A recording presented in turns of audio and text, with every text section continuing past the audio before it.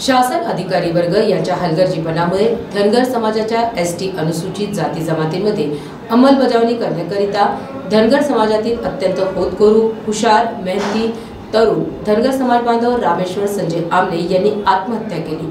धनगर समाजाच्या सर्व कार्यक्रमांमध्ये अति अग्रेसरपणे कार्यक्रमाला रामेश्वर नेहमीच उपस्थित राहत होता।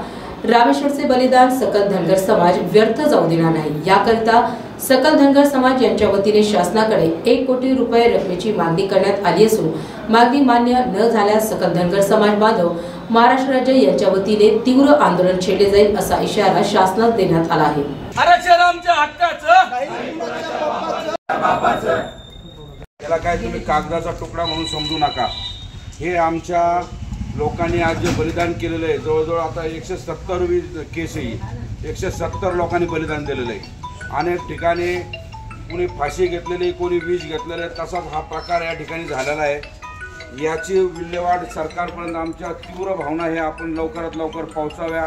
या भावना सरकारला कधी कळेल, काय कळेल हे आम्हाला सांगता येत नाही, पण तुम्ही तुमचं काम त्या ठिकाणी सरकारला आमच्या भावना कळवा की आमचं रचं डचं 60 वर्ष आणखी किती दिवस ठेवणार आहे सरकार, एवढं सांगावं आणि एवढं आमच्या भावना तुम्ही सरकारपर्यंत कळवाव्या। आमचा रामेश्वर बाबा आज आमच्या सोबत असतात, आज त्यांनी बलिदान दिलं नसतं।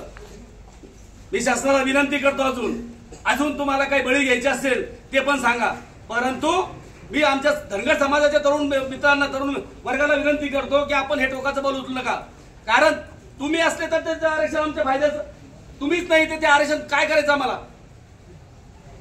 त्याच्यामुळं समाजाला विनंती करतो, आपण कोणीही टोकाचं पाऊल उचलू नये।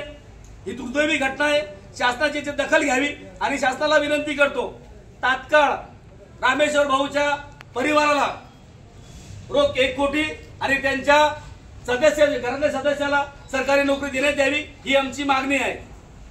इथं आपले शासकीय नायब तहसीलदार साहेब आलेले, त्यांना विनंती करतो आपण अर्ज स्वीकारावा आणि आमची जी भावना आहे ती शासनापर्यंत पोहोचवावी।